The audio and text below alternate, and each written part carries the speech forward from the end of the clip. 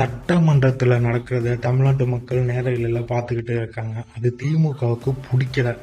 ஏதேதோ சொல்லி லைவை கட் பண்ணுறதுக்கு திமுக முயற்சி பண்ணிக்கிட்டே இருக்கு. அமைச்சர் ஆதவ் அர்ஜுனானெல்லாம் நாக்கப்படுங்கிற மாதிரி இன்னைக்கு கேட்டு விட்டாப்புல.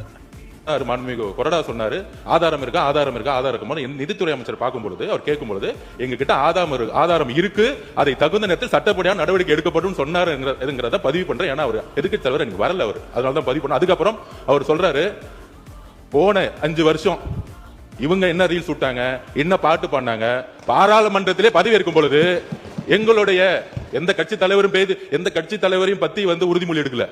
அவரை பத்தி பேசிதான் உறுதிமொழி எடுத்தாங்க. பாராளுமன்றத்திலேயே தமிழ்நாட்டுடைய புகழ் பெரியாரை பத்தியோ அண்ணாவை பத்தியோ பேசல. ஒவ்வொரு எம்பியும் போய் யாரை பத்தி பதவி பிரமாணம் பண்ணாங்கிறது மக்களுக்கு தெரியும். இந்த அவை உறுதியாக சொல்றோம், நீங்க 25 வருஷத்துக்கு மேல ஆட்சியில் இருக்கீங்க, ஏன் தைரியம் இருந்தா லைவ் போடல? நீங்க இது வரைக்கும் உங்ககிட்ட நேர்மையான வெளிப்படை தன்மையான சட்டமன்றத்தை நடத்தக்கூடிய தைரியம் திமுக இது வரைக்கும் இருந்தது இல்லை.